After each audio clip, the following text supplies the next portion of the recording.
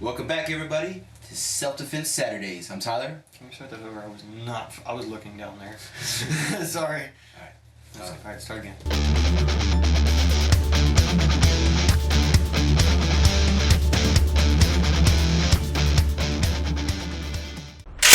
Welcome back, everybody, to Self-Defense Saturdays. I'm Tyler. And I'm Chris. And he's going to give us the rundown on another story coming out of Orlando, Florida. Hitting kind of close to home on this one, huh? Yeah, that was half the reason we wanted to get this one out, because we know we have a lot of Florida viewers, so this one's pretty close to everybody, more than likely, who's watching these videos.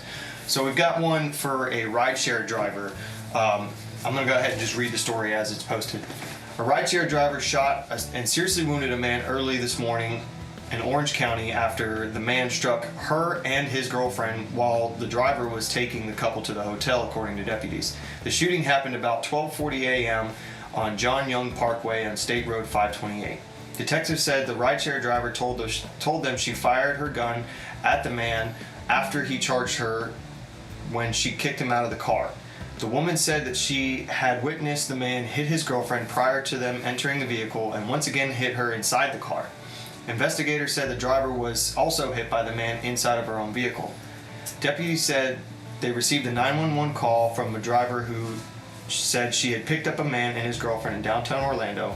The Orange County Sheriff's Office said that the man is in stable condition and will be charged with battery. As of now, no charges will be filed against the driver who shot the man. The identity of the driver and the girlfriend have not been released. Detectives will send the case to the state attorney's office for determination if any other charges should be filed in this case. Sally Collins said she had been driving for Lyft and Uber for the past 6 years. She said that after hearing about the incident, she will continue to keep safety at the top of mind.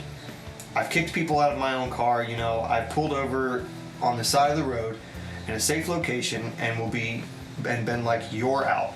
And then I call the police. Now, these are direct quotes from people. It is not the safest idea to be out as a female driving in the middle of the night, picking up God knows who and where. So I'm always out, I'm always paying attention. Collins said she avoids picking up rides late at night in the downtown area, which is where the driver told deputies she picked up the man. I've really looked at it as I'm just designated driver for all these people, so I feel bad kicking somebody out, but I'm not going to be abused in my own vehicle. Despite the driver being armed, the websites for both Uber and Lyft stated that weapons are prohibited for both drivers and passengers. And so there's kind of a lot right there. One thing,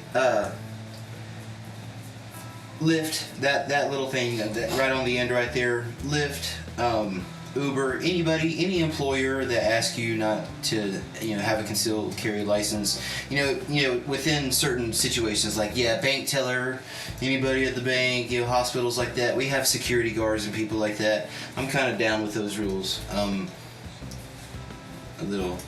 But like for any employer to tell their employees that they're not allowed to carry their firearms and stuff like that, I think that's kind of ridiculous.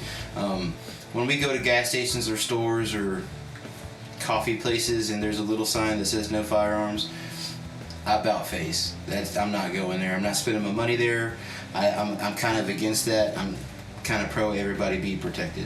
Yeah, I'm in the exact same boat. Honestly, if it's kind of like a side hustle, like most of these Lyft and Uber drivers are, you do what you think is right. But if you do not want to break any rules or anything like that, then maybe those jobs are just not for you. If that's what you want to do, is conceal carry your firearm and have your own firearm within your own vehicle, especially within the state of Florida, you're fully legal to do within the boundaries of specific designed scenarios and places to have and conceal that firearm.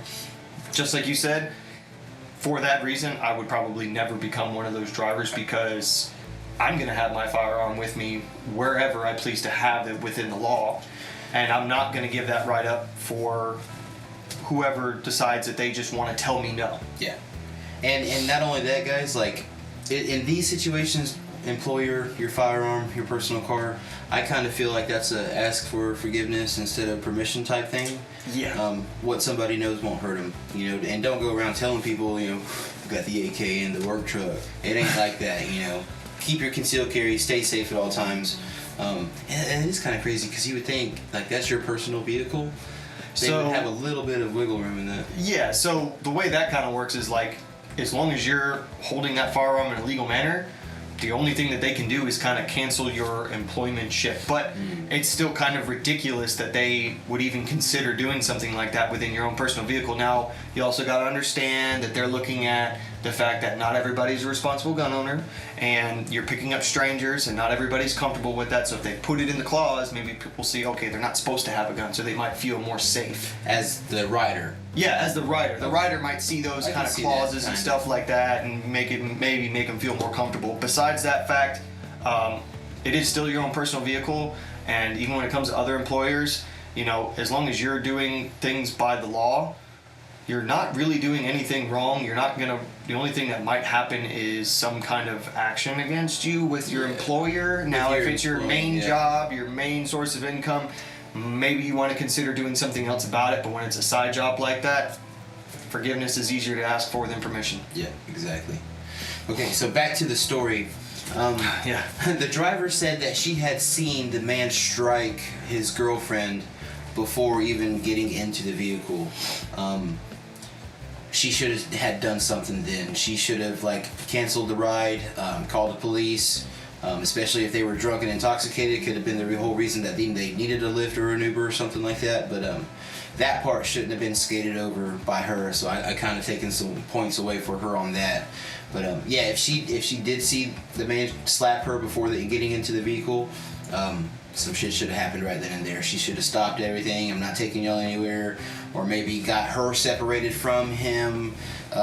Something along those lines.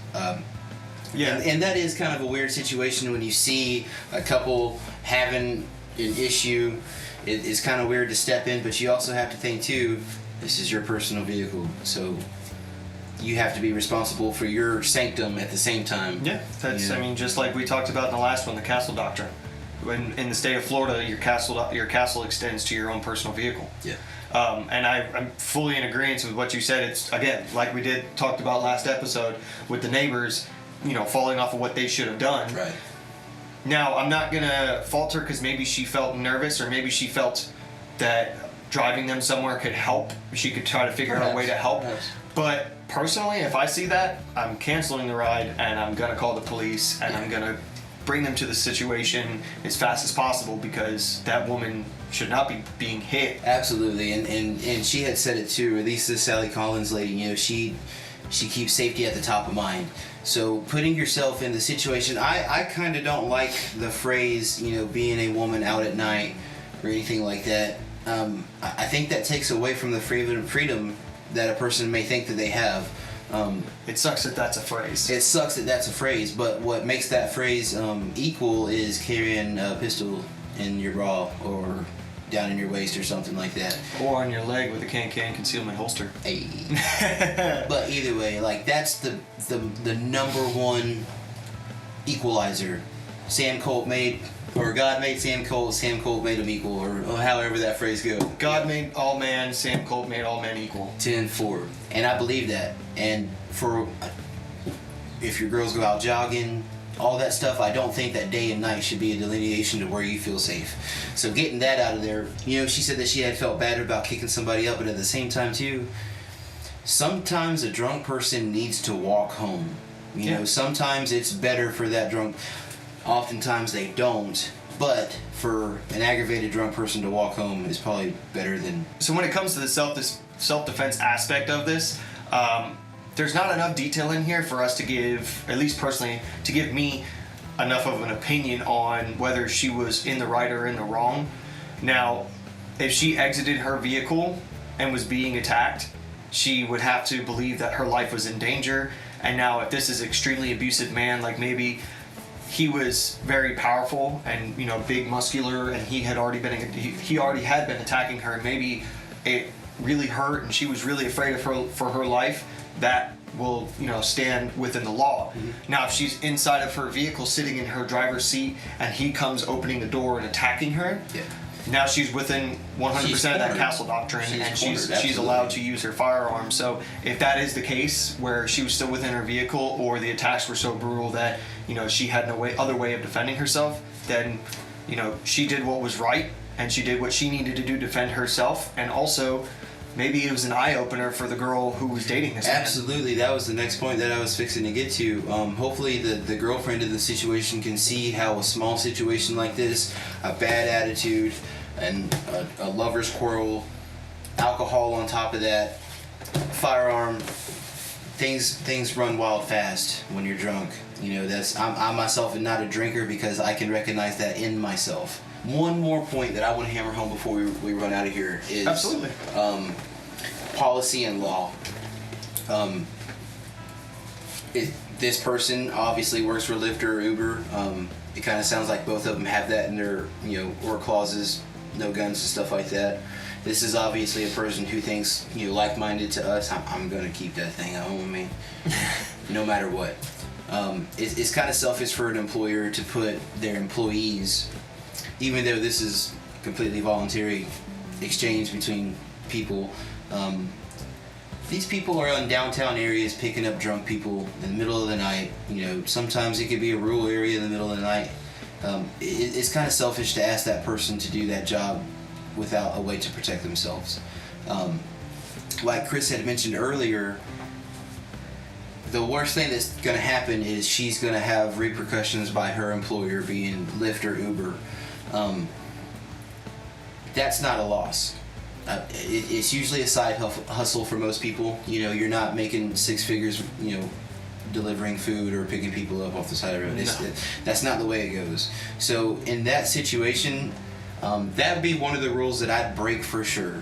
And I'm not a rule breaker. I don't advocate bending the rules at all. But if this situation had gotten out of hand and this lady hadn't had a firearm to make things equal, two females could have been, in a worse situation than what it turned out to be.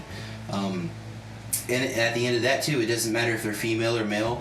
I know I say that a lot. I advocate for women using firearms because of that force multiplier, being equal to your attacker. But that also goes for somebody who's smaller in stature or have some sort of disability or something like that. Those are also the people who need to have guns. It's not just tiny, delicate women or anything like that. That's something that I have to get better at saying because, veterans with disabilities, just because you have a disability doesn't mean that you don't get to have your firearm, and that also doesn't mean that that person isn't in need of that firearm. If somebody breaks into your house and you're wheelchair bound, you're kind of a sitting duck. That's a scary thought. When I broke my leg in high school, I had to yell for people to bring me stuff. Once I got home and my crutches were leaning up against the wall, it was bad. So I can only imagine being helpless in that situation. Whether you're a woman, a man with a smaller stature, we've read stories about children having to get a hold of a gun. So equal is equal. Yeah, and we also want to make the point that just because you have disability or disadvantage to the mass majority of, let's just say, what most people are that are attackers are, larger males. That's not just where it ends. When you may fit the criteria of a larger male, it still may be, I'm not going to say it may be, it is still beneficial for you to have that force multiplier because you never know and you never will understand until it is happening to you what that attacker has when it comes to weapons, and also what that person could have that you don't have when it comes to any kind of physical combat training. Yes, I can kind of go off of that. When you're a larger guy and there's a situation, you can be doubled up on. For instance, I have a old friend of mine named Kyle. Kyle was always much smaller than us. By a large margin. We had gotten in an altercation one night at the gas station, and because I was the biggest threat, three of them went after me and one of them went after him. So being big is also a fault too. I'll be honest with you. We're going to go ahead and wrap up this third episode of Self-Defense Saturdays. Thank you guys for watching. We hope that you enjoy the story. For those who are watching here in Florida, remember, it doesn't matter what town you're in. If you are in a metropolitan area, the chances of crime are happening are way higher, even here in sunny Florida. But we will also have this website down in the description below, Firearms Owners Against Crime. You can go ahead and read this story, follow up on it if you want to, and also read other stories that are in the description. Not only that, guys, we got a link tree down in the description below that'll send you to all our other platforms and all of our other social media. We got reels going up on Facebook. We got stories on Instagram. All that good stuff. Come give us a shout. Come let us know what we're doing right. Let us know what we're doing wrong. Also, when I mentioned about that can concealment holster, we still have the coupon code for 15% off if you guys are interested in checking out their website. Anything that you guys purchase using their code comes back and helps us create better content for you. More exciting things will come, and we are hoping that you guys will help us do that. But always remember, who's got your six? And we got another story for you. Chris is going to open it up and let us know what went down in Texas, of all places. It's Florida. Oh, shit. Sorry, Florida.